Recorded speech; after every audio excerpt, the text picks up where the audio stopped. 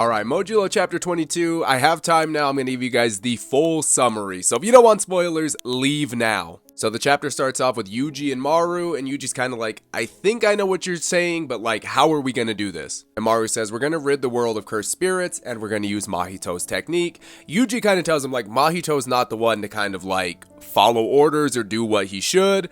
And Maru kind of just tells him like, well, through subjugation. And he suggests through subjugation because Yuji's like, I might accidentally kill him and I don't want to do that. But Maru explains, in this realm we're in like the in-between between life and death. People cannot die here. Only you and I have actual physical bodies. And Mahito jumps up and he's like, you guys are not going to look down on me. Mahito begins to attack and he's able to turn the battlefield into like a Shibuya-esque looking thing. And Yuji's kind of like, I haven't seen this since Shibuya. Like, what is this? And Mahito explains, since they're in that realm, like in between life and death, he is able to like idle transfigure the battlefield into how he wants it to look. And while he's using his idle transfiguration, he turns the battlefield into kind of like a weapon, and these like snake looking tentacle type things go flying at Yuji and they like form a giant ball around him. And then Mahito says, domain expansion. And you guys, I've got to tell you right now, Yuji is a freaking demon.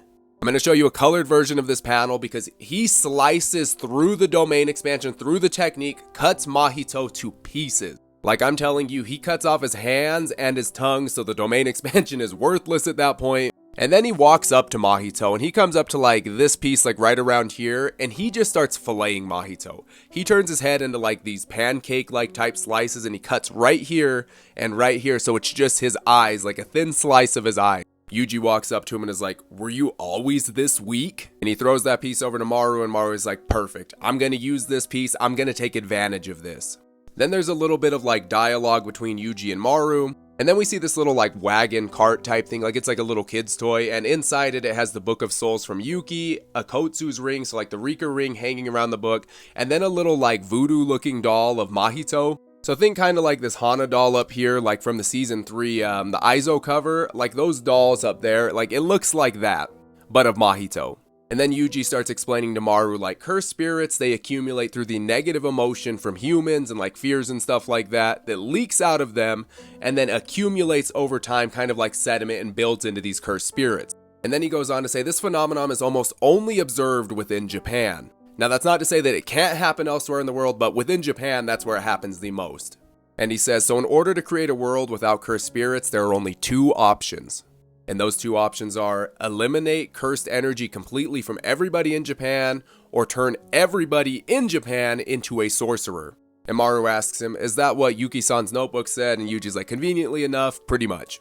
And Maru has some reservations about the plan because he's like, option 2, I really don't think that's like the way we do this, because if we turn everybody into a sorcerer, like we might get some evil ones and that might take the place of cursed spirits and cause a bigger problem than what it already is.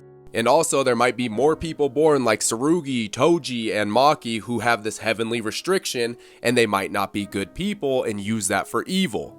And Maru's kind of like, I think we need to move forward with plan 1, removing cursed energy from not only Earthlings, but Summerians too. Adding in, cursed spirits aren't born from Summerians, but it'll only cause friction if we only take it away from the humans, because then the Summerians will be at power imbalance on Earth. And Yuji's finally kind of like, okay, this is like strange considering what we're talking about here, but... And Maru's like, oh, I'm Maru, by the way. Like, that's my name. And Yuji says, well, Maru, what do you think about what we're about to do? And Maru's like, it's atonement. We've caused problems here on Earth.